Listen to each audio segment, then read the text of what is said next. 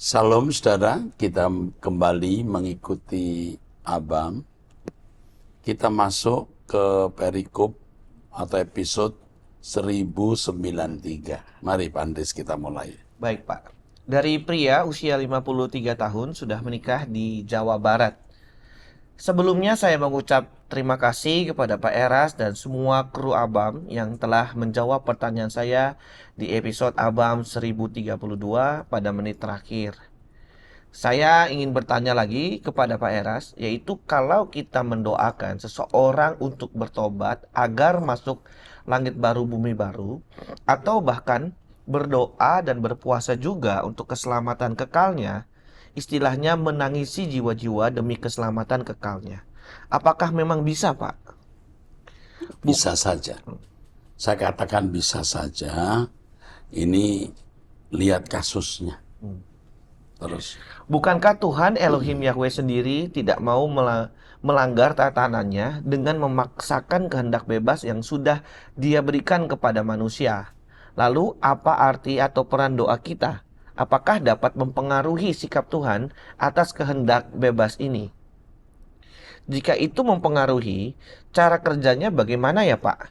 Atau mungkin usaha dan pengorbanan kita dengan doa puasa sebagai penukar atau salib untuk keselamatan orang yang kita doakan tersebut. Apakah ini juga paralel dengan pengorbanan Tuhan Yesus yang mati di kayu salib demi keselamatan umat manusia? Terima kasih Pak Eras dan tim Abam. Juga salam dari saya untuk semua pecinta suara kebenaran. Semoga kita dapat berkumpul di langit baru, bumi baru. Pertanyaan ini hanya bisa diucapkan oleh orang yang sudah mengenal suara kebenaran. Hatinya terbeban untuk keselamatan orang lain. Kita harus mengerti bahwa satu aspek, satu pihak Tuhan memiliki tatanan yang memberi kehendak bebas kepada individu.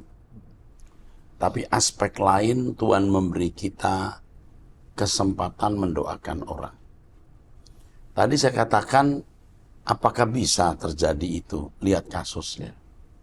Yang pertama, seberapa orang yang didoakan itu masih punya kemungkinan untuk bertobat. Kalau orang yang didoakan itu sudah tidak punya keadaan bisa bertobat, maka pendoanya akan berhenti atau harus berhenti. Doa itu dialog. Jadi bukan sembarangan menaikkan permintaan, harus ada dialog. Ya, seperti Tuhan berkata kepada Yeremia, stop, jangan doakan bangsa ini. Ya, betul. Demikian pula kalau pendoanya masih diberi Tuhan kesempatan untuk mendoakan, doakan. Berarti masih ada peluang orang itu bertobat. Peluang itu bukan berarti pasti. Tuhan bisa melakukan maksimal yang dapat membuat orang itu bertobat. Walaupun akhirnya tergantung individu tersebut. Tapi kalau Tuhan berkata stop, jangan doakan, mesti berhenti berdoa untuk orang itu. Nah, lalu yang terakhir. Bukan atau tidak tertutup kemungkinan pendoa jika memiliki kerinduan yang kuat, kekudusan yang sejati, keberkenanan di hadapan Allah dalam tingkat tertentu. Dalam tingkat tertentu, orang itu bisa bertobat. Nah itu misteri. Ya. Seperti doa Stefanus untuk Paulus. Oh ya. Saulus. Stefanus kan kelasnya jelas tahu. Ampuni mereka, Bapa mereka, karena mereka tidak tahu apa yang mereka lakukan. Untuk kualitas doa Stefanus cukup membuat Paulus bertobat. Jadi di sini ada beberapa catatan yang penting. Yang pertama, Tuhan memang punya tatanan, tapi harus dilihat dari dua pihak pendoa dan yang didoakan. Oke. Kalau yang didoakan memang sudah tidak bisa bertobat, Tuhan akan memberitahu kepada pendoa stop. Seperti Tuhan berkata kepada Yeremia. Oke? Di sini doa adalah dialog, bukan hanya menyampaikan permintaan. Jadi kalau memang si yang didoakan masih bisa bertobat, masih peluang untuk bertobat. Kalau tidak, tidak mungkin. Lalu ada unsur kualitas si pendoa. Dengan kualitas yang tinggi, Tuhan akan membuat tindakan-tindakan istimewa untuk pertobatan orang yang didoakan. Cukup jelas ya? Jelas. Oke deh, teruskan. Selanjutnya dari pria usia 16 tahun, ini siswa dari Sulawesi Utara, Jemaat Gereja Protestan. Saya punya teman seorang remaja. Katanya lebih nyaman mendengarkan khotbah di rumah lewat handphone daripada pergi ke gereja. Karena katanya khotbah di handphone lebih cocok dengan kehidupan yang dia alami dibanding di gereja. Kemudian dia berkata bahwa tubuh kita bait Allah dan tidak harus ke gereja. Ibadah di mana saja boleh. Saya ingin tanggapan dan pencerahannya, Pak. Terima kasih. Yang pertama, dia bisa lebih nyaman mendengar khotbah di rumah dengan handphone. Karena bisa saja khotbah yang didengar di handphone itu lebih bisa dia mengerti dan membuat bertobat. Ya. Kedua, mengenai tubuh kita bait Allah, memang demikian. Tubuh kita bait Allah harus dikuduskan. Tidak boleh dipakai untuk melakukan hal-hal yang najis seperti mabok, berzina, memukul orang, berkelahi, ya, begitu. Tetapi kalau dengan alasan tubuh kita bait Allah lalu kita tidak ke gereja, itu salah. Ya. Sebab ke gereja itu adalah persekutuan dengan orang percaya. Tubuh kita bait Allah itu benar, tidak boleh dinodai. Tapi bersekutu dengan saudara seiman itu wajib. Ya. Jadi salah kalau dia berkata tidak perlu ke gereja. Tubuh kita memang bait Allah. Tapi gereja bukan bait Allah. Gereja itu ruang pertemuan. Jadi harus datang. Oke. Terus. Jadi bait Allah di Yerusalem beda dengan gereja ya. Kalau bait Allah di Yerusalem ada ruang Maha Kudusnya dan lain-lain. Kalau gereja itu ruang pertemuan. Menjadi bagian dari ruang ibadah yang disebut gereja. Oke. Teruskan.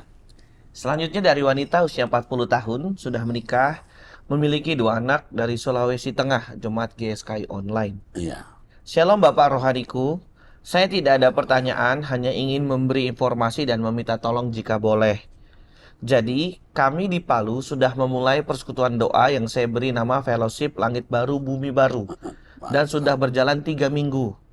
Kami sekeluarga sepakat, mau ada orang atau tidak, kami sekeluarga akan tetap rutin berfellowship. Biasanya fellowship kami diikuti oleh 2 orang teman kami yang dari gereja karismatik. Mereka senang dan setuju dengan ajaran Bapak. Di dalam berfellowship, kami berdoa dulu, lalu saya putar renungan yang audio saja. Setelah mendengar renungan, kami sharing mengenai isi renungan itu atau bertanya jawab. Lalu kami tutup dengan penyembahan. Anak kami pun sangat antusias bila hari Sabtu telah tiba. Mereka senang sekali mengikuti ibadah fellowship ini. Pak, bolehkah saya minta tolong supaya jadwal ibadah fellowship kami ini diumumkan di acara ABAM, supaya pencinta ABAM yang di wilayah kami mengetahui bahwa ada GSKI. Oke, alamatnya yang jelas ya. Nanti kita bisa. Ini mungkin Pak Tim bisa hubungi, ya. Bisa menjadi pos PI maksudnya. Atau bisa menjadi persekutuan suara kebenaran. Ya, oke. Saya kira bagus sekali ini. Ya, karena kalau sudah tidak nyaman dengan khutbah yang tidak membawa kepada kebenaran, ya pasti harus membuat persekutuan sendiri. Tetapi kalau masih bisa bergereja, usahakan datang ke gereja dan menjadi berkat di gereja itu. Oke, teruskan. Selanjutnya dari pria usia 36 tahun, sudah menikah, memiliki 1 anak dari DKI Jakarta, juga Jemaat GSKI Kelapa Gading. Bagaimana cara mengatasi hutang-hutang yang ada dengan kemampuan pembayaran yang tidak sebanding dengan pendapatan? Saya mengakui hutang ini adalah keputusan yang salah yang awal tujuannya adalah untuk membantu keluarga di masa lalu. Selama ini saya setia dalam Tuhan, cuma akhir-akhir ini sering merasa semakin sungguh-sungguh kepada Tuhan, semakin seperti tidak ada jalan keluar. Mohon dibantu menjawab dan mohon bantu didoakan untuk bisa melewati ini semua. Terima kasih, God bless. Ada banyak masalah yang tidak bisa dijawab kecuali melalui perjalanan waktu. Tapi Tuhan tidak mungkin tidak menolong. Jangan putus asa dulu. Coba usahakan semaksimal mungkin. Tuhan pasti buka jalan. Pengalaman seperti ini pernah saya alami. Ketika saya ditipu orang dalam jumlah yang besar. Sampai tangan saya gemetar. Setiap malam, hampir ya setiap malam kalau saya ingat saya gemetar. Tapi ada saja jalan keluarnya. Kita percaya mujizat masih ada. Kita percaya Tuhan bisa menolong kita atas persoalan yang kita hadapi di luar kemampuan kita. Jangan putus asa dulu. Usahakan. Ingat kalimat ini. Lawan masalahmu dengan kesucian. Dan buktikan bahwa Allah itu hidup. Orang-orang percaya yang menjadi kekasih-kekasih Tuhan dibawa kepada keadaan-keadaan yang mustahil diselesaikan. Seperti Musa di pantai Tiberau, Daniel masuk gua singa, Sadrak Mesach Abednego menghadapi perapian yang menyala. Anda juga menghadapi hal yang mustahil. Tapi tidak ada yang mustahil bagi Tuhan. Selamat berjuang dan buktikan Allah hidup. Selanjutnya dari wanita usia 42 tahun belum menikah, DKI Jakarta, Jemaat Arta Gading. Apakah saya harus jujur ke pacar saya kalau saya sudah tidak perawan? Saat ini saya sedang menjalin hubungan dengan duda cerai hidup selama 5 bulan. Terus terang duda tersebut bertanya sejauh mana hubungan saya di masa lalu. Apakah kalau saya jujur, saya harus menceritakan kronologisnya semua? Karena terus terang pacar saya 8 tahun yang lalu bukannya tidak mau bertanggung jawab. Tapi saya melihat setelah kehilangan ibunya, dia tidak ada semangat hidup sampai selama 1 tahun tidak bekerja. Akhirnya saya putuskan untuk meninggalkannya, walaupun sampai saat ini masih berhubungan baik lewat WhatsApp. Tapi saya tidak ingin kembali. Stop. Kalau pacarmu ini mempersoalkan kamu itu masih perawan atau tidak, sedangkan dia sendiri sudah cerai, saya kira kamu salah memilih jodoh. Kemungkinan sangat besar orang ini tidak akan bisa membahagiakan kamu.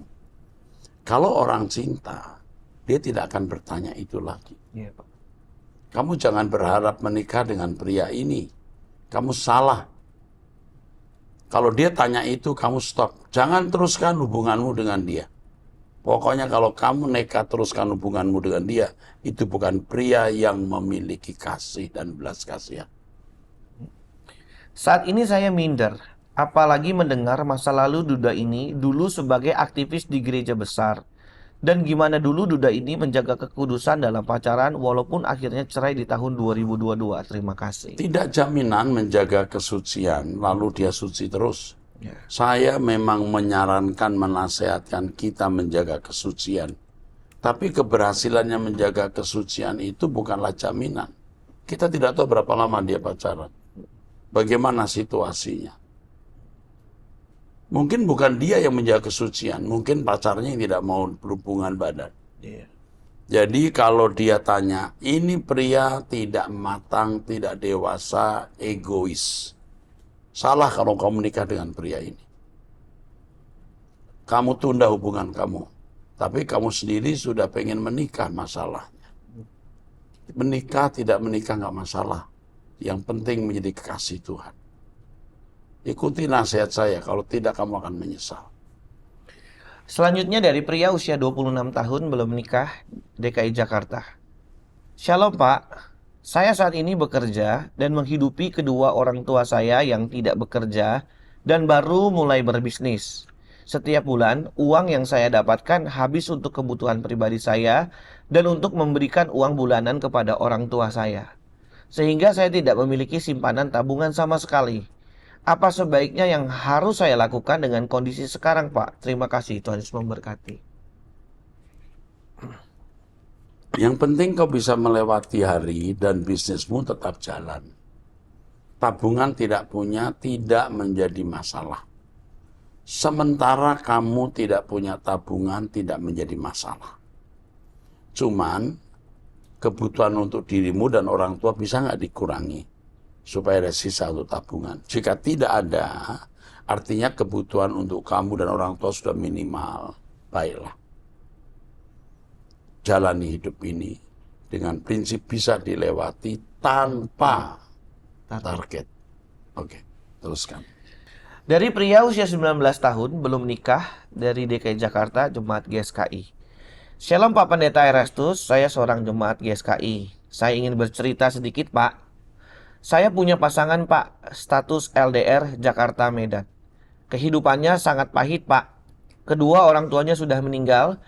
Kuliahnya juga terancam gagal karena biaya dan saudaranya kurang peduli terhadap dia. Pasangan saya ini sudah hampir putus asa Pak. Tapi saya mencoba buat semangatin dia dan berikan ayat-ayat penguat serta mendoakan dia Pak. Saya juga berjuang di sini Pak. Rasanya ujian untuk hubungan kami ini sangat berat. Selalu ada saja cobaannya Pak. Untuk itu saya meminta nasihat dari Bapak buat hubungan kami ini. Dan selaku pacarnya, bagaimana saya dalam bertindak Pak? Saya yakin Pak ini rencana Tuhan bagi kami. Oleh karena itu saya meminta nasihat dari Bapak. Terima kasih banyak Pak, Tuhan Yesus memberkati. Umurmu masih 19 tahun. Ya. Mestinya kamu belum perlu pacaran dulu. Tetapi kalau kamu butuh pembimbingan, khususnya pacarnya, ini kalau tidak keberatan, diminta nomor telepon pacarnya, lalu dibimbing. Ya. Papanya tidak punya orang tua, lalu bermasalah, jika tidak keberatan dibimbing. Ya. Untuk kamu yang baru umur 19 tahun, pikirkan, kamu sekolah dulu, kamu kuliah, kau pasti baru lulus SMA paling. 19. Iya, belum waktunya kau pacaran. Nanti kamu menyesal. Atau kasihan wanita itu. Setelah sudah kau pacari beberapa tahun, kamu belum stabil, kau bisa putuskan, dia akan kecewa. Mungkin kau berkata, saya tidak akan putusin Pak. Belum tentu, manusia itu masih situasional. Kau masih muda, ya. Saya kira lebih baik kamu kuliah, kamu lebih baik juga maksimalkan, kembangkan potensimu, ya. Kalau tidak keberatan, biar pacarmu nanti dilayani pribadi. Oke, teruskan. Selanjutnya dari wanita usia 31 tahun sudah menikah memiliki 2 anak dari Sulawesi Utara, Jemaat Gereja Karismatik. Shalom Pak Erastus, suami saya dari agama lain, Muslim. Tapi kami menikah secara Kristen. Pas menikah, suami saya kembali lagi ke agamanya Pak, jadi Muslim. Terus seiring berjalannya waktu, suami saya suka KDRT, keras, kasar, dan selingkuh juga Pak. Pernikahan kami baru 6 tahun. Pak, saya sudah tidak sanggup lagi terus bersama. Dia tidak berubah Pak, dan kami memiliki perbedaan juga soal agama Pak. Apakah saya bisa bercerai Pak? Kamu ceroboh. Kamu pasti tahu bahwa menikah dengan orang tidak seiman itu salah. Ini pembelajaran buat yang lain juga. Pacaran dengan agama lain, lalu orang itu menyatakan diri mau pindah agama lalu menikah. Bohong. Ini bukan satu kejadian, banyak kejadian. Jadi jangan pacaran dulu sebelum dia menunjukkan kesetiaannya sebagai orang Kristen. Ini belum menunjukkan kesetiaannya, kamu sudah menikah. Kamu sudah salah memilih jodoh. Kasihan anak-anakmu yang tidak memiliki ayah kandung dari mana-mana kecuali orang Muslim ini. Kamu membuat masalah bagi dirimu, membuat masalah bagi anakmu, juga bagi suami yang memang belum matang jadi suami. Tentu salahnya bukan karena dia muslim saja. Ya. Memang tidak seiman, tidak boleh. Tapi pria ini juga pria yang tidak dewasa. Muslim yang dewasa, yang baik juga banyak. Ya. Sama dengan Kristen itu ada yang baik, ada yang tidak baik juga. Nah, kalau dia kalau dia memang tidak menghendaki cerai, coba kamu sebisa-bisanya ditahan. Tapi kalau dia menghendaki cerai, cerai saja. Karena Alkitab berkata, jika pasanganmu tidak seiman, menghendaki perceraian, cerai. Kalau tidak, kamu jangan mengusahakan. Tapi dengan situasi seperti ini, KDRT, kamu harus punya langkah-langkah. Yang pertama, yang jelas kamu harus berubah dulu. Minta ampun kepada Tuhan atas tindakanmu yang ceroboh. Ya. Yang kedua, jangan banyak bicara yang menimbulkan emosi atau kemarahannya. Dia KDRT itu kenapa? Saya juga tidak bisa langsung menyalahkan dia. Mungkin kamunya juga kalau bicara menyakiti atau tindakanmu melukai sehingga membangkitkan kemarahan dan menciptakan KDRT. Nah, kalau dia membuat KDRT, yang ketiga kamu kasih tahu dia. Hal ini akan saya laporkan. Beritahu ke dia. Lalu kalau dia masih nekat melakukan KDRT, laporkan ke polisi. Jika hal itu sudah terjadi, saya kira sudah tidak bisa lama kamu hidup bersama dia. Kalau sudah sampai kantor polisi, itu sudah sulit membangun kembali hubungan. Ya. Nah, kita lihat nanti bagaimana perjalanan hari esok. Ya. Ini bagi Abam, pecinta Abam, bagi pendengar Abam, orang-orang tua, juga orang-orang muda, dengarkan pelajaran berharga ya seperti ini yang bukan hanya kali ini. Sudah beberapa kali ini terjadi dalam kasus yang masuk di Abam. Oke, Tuhan berkati. Selanjutnya dari pria usia 36 tahun belum nikah dari Bangka Belitung, jemaat Gereja Protestan Kesukuan. Shalom Pak Eras, saya mau bertanya tentang pandangan Bapak soal kebangkitan Yesus. Ada pandangan yang mengatakan bahwa yang mati di kayu salib adalah kemanusiaan Yesus, tetapi keilahiannya tidak mati. Ini adalah pandangan yang dipakai untuk menyangkal kritikan bahwa Tuhan mati di kayu salib. Tapi, kalau kita memakai konsep seperti ini, saya melihat ada kejanggalan. Ya, memang janggal. Kalau keilahian Yesus tidak mati, maka pernyataan Yesus mati di atas kayu salib jelas sudah tidak berlaku karena Yesus tidak benar-benar mati. Dan ada bagian dalam dirinya yang tidak mati, yaitu keilahiannya. Dengan demikian, konsep kebangkitan pun akan otomatis gugur. Apa yang bangkit kalau Yesus ternyata tidak benar-benar mati? Memang ada ayat yang mengatakan dalam keadaan sebagai manusia, dia telah mati. Lalu orang mengatakan dalam keadaan sebagai manusia, bukan dalam keadaannya sebagai Allah. Kalimat dalam keadaannya sebagai manusia mau menunjukkan bahwa dia manusia seutuhnya. Dan dia mati. Nah, para Trinitarian yang mengatakan bukan dalam keadaan sebagai Allah. Coba cari ayatnya, ada nggak kalimat dalam keadaan sebagai Allah? Nggak ada. Ini memang ya rekayasa saja. Tidak ada ayatnya. Dalam keadaannya sebagai manusia, ia telah mati. Maksudnya bahwa dia benar-benar manusia. Bukan kemudian dirumuskan bukan dalam keadaan sebagai Allah loh. Tidak ada ayat yang mengatakan dalam keadaannya sebagai Allah. Itu rekayasa. Akal-akalan maksudnya. Kamu yang benar. Janggal itu. Lalu kalau Yesus punya dua natur, tidak ada satupun di ayat Alkitab yang mengatakan itu. Itu akal-akalan juga. Maka yang benar itu mestinya Yesus seutuhnya manusia. Tapi dia manusia istimewa, bukan manusia biasa. Dia manusia Allah yang menjadi model kita yang harus memang menjadi manusia Allah, man of God, yang segambar serupa dengan Allah. dia menjadi Tuhan, Raja di kekekalan nanti. Oke, teruskan. Selama ini saya meyakini bahwa kematian Yesus atau Logos di kayu salib bukanlah kematian yang berpura-pura. Betul. Ketika serdadu Roma menombak lambung Yesus, mengalir air dan darah. Iya. Yohanes 19 ayat 34. Air dan darah tidak akan terpisah kecuali orang itu sudah mati. Inilah bukti bahwa Yesus benar-benar sudah mati sebelum dia diturunkan dari salib. Mohon penjelasannya Pak, terima kasih, Tuhan memberkati. Itu benar. Kalau kealahannya tidak mati, tidak ada ayatnya. Itu akal-akalan. Makanya pernah saya mengatakan kalau Yesus punya praeksistensi, dia berarti mati 2 kali. Kan rohnya masuk. Kalau ada praeksistensi, tapi kalimat itu diputar balikkannya. Kalau dikatakan Erastus mengatakan Yesus mati 2 kali. Nah, kalau kamu percaya Yesus pernah ada, dia mesti mati dulu.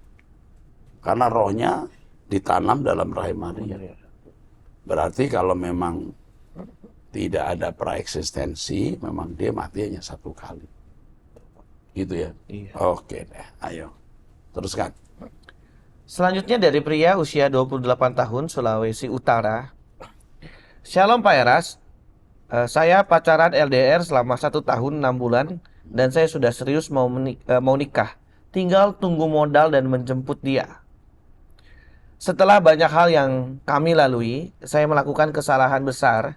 Saya melukai dia dengan kata-kata kasar saat saya ribut dengan dia, dan dia pernah trauma karena dikasarin sama mamanya. Saya menyesal dan trauma setelah diputusin sama dia, padahal saya dan dia sudah janji menikah dan melayani Tuhan bersama. Saya lebih sakit hati ketika dia malah membuka hati dengan cowok yang beda agama. Dia dulu pernah pacaran beda agama, dan dia bilang kalau pacaran beda agama itu salah.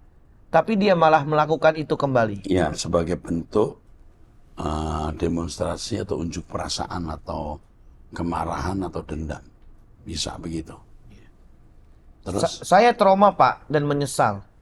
Saya selalu menangis dan berharap dia kembali. Saya minta ampun ke Tuhan dan tidak akan melakukan kesalahan yang sama. Tapi saya masih menunggu dia balik lagi Pak, kalau diizinkan Tuhan. Kalau kau menikah dengan dia, 1, dia tidak dewasa. Kalau sampai pacaran dengan agama lain, ini tidak rohani. Dia tidak takut akan Allah. Yang kedua, kalau kamu menikah dengan dia dan watakmu masih belum benar, kamu akan jadikan dia itu korban KDRT. Kamu sekarang KDRT verbal dengan kata-kata, tapi nanti kalau jadi suami istri, kau bisa main tangan juga. Karena kamu punya watak belum beres. Sekarang saya hancur dan trauma pacaran. Saya mati rasa Pak karena kehilangan dia. Saya seperti tidak mau menikah lagi kalau tidak dengan dia. Iya, kan kamu lagi patah hati. Nanti bisa berubah lagi. Iya, patah tubuh hilang berganti. Sekarang belum. Lagi patah hati begitu, lagi broken home. Ya, broken heart. Jadi broken heart, lagi broken heart. Jadi kamu broken home. Udah nggak jelas maunya kabur-kaburan. Ya. Betul. Jadi sekarang kamu cari Tuhan dulu. Belum tentu dia wanita yang lebih baik dari wanita yang sebentar akan kamu temui lagi. Ya, move on lah. Oke? Sudah, kamu kalau nggak mau nurutin nasihat saya, kamu menyiksa diri, rugi. Ya, dia bukan wanita yang baik. Karena kalau begitu putus, dia pacaran dengan orang beda agama. Waduh, ini wanita model apa? Kamu mau menikah dengan wanita seperti itu? Nggak rohani dia nggak takut Tuhan. Kalau sudah tidak takut Tuhan, ngeri kali. Ya, udah, lupakan dia. Tolong berikan saran ke saya Pak, karena saya masih berharap ke dia. Jangan. Terus? Dia juga dulu takut kehilangan saya, tapi semua berubah ketika dia kecewa ke saya. Kalau sampai begitu pisah, lalu dia pacaran lagi, memang dia tidak cinta benar dengan kamu. Kalau cinta benar, dia patah hati juga, ya kan? Pak. Oh, dia nggak patah hati, kamu patah hati, kamu bodoh. Teruskan. Doakan dia agar dia tidak salah jalan, Pak. Doakan saya juga, Pak, agar saya bisa hidup dengan Dia damai. sudah salah jalan. Iya.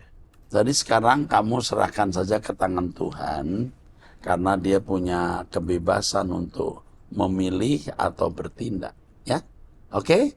Oke, satu lagi pertanyaan. Oke, Dari pria usia 36 tahun, 2 anak jemaat GSKI. GSKI. Oke. Terima kasih sebelumnya kepada seluruh tim Abam dan Pak Eras yang memberkati orang-orang melalui Abam ini. Saya dapat banyak sekali insight. Izinkan saya bercerita tentang diri saya, Pak. Pada tahun 2016, perusahaan saya bekerja sama dengan Perusahaan sebuah saya bekerja sama dengan sebuah oknum ASN. ASN. Terus? Agar mendapatkan uang dengan cara yang tidak benar, dan saya menggunakan uang tersebut dengan pesta. Ya, dengan pesta obat-obatan dan perempuan, ya. Ini pasti urusan narkoba biasanya. Iya, Terus, singkat cerita, akhirnya saya bertobat, Pak. Saya putuskan hubungan dengan oknum itu dan stop menggunakan obat-obatan beserta perempuan pada tahun 2019. Karena saya ikuti Pak Eras, benar-benar khotbah Pak Eras masuk ke kepala saya dan saya jadi takut akan Tuhan. Walaupun sampai sekarang saya masih belajar dan berusaha terus lebih baik. Di tahun 2019 itu, saya berdoa kepada Tuhan agar memberikan saya pekerjaan yang benar dan tidak bekerja sama dengan oknum-oknum. Saya merasakan Tuhan seperti di belakang saya. Entah itu hanya rasa percaya diri saya saja, atau benar-benar Tuhan beserta saya. Akhirnya, saya buka usaha kecil-kecilan yang lain, sampai akhirnya sekarang sudah melebihi omset perusahaan saya yang pertama. Saya sangat bersyukur Pak Eras dapat merubah saya untuk takut akan Tuhan. Bila ada kesempatan, semoga bisa bertemu dengan Pak Eras untuk menyampaikan terima kasih dan bercerita lebih lagi. Semoga seluruh tim Abam dan Pak Eras selalu sehat dan diberkati. Amin. puji Tuhan ya, kamu diselamatkan, tapi ada yang tidak senang kamu begini ini. Karena sebenarnya kamu dipersiapkan jadi alat dalam tangan kuasa kegelapan menghancurkan hidup banyak orang.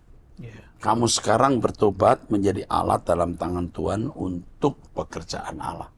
Kamu harus tetap berjaga-jaga, tetap banyak berdoa, ikut puasa, karena iblis tidak akan berhenti terus berusaha untuk menjatuhkan kamu lagi. Ya, iya. Ini kondisinya rawan, karena pernah terlibat dengan banyak dosa, ya. Dan apa yang dilakukan ini juga merasuk di dalam fisiknya. Oke? Tapi Tuhan kiranya menolong kamu dan salut kamu menjadi anak Allah yang takut akan Allah sekarang ini. Ya, puji Tuhan. Sampai jumpa saudara sekalian di episode 1094. Kita akhiri episode ini, 1093 ini. Tuhan berkati.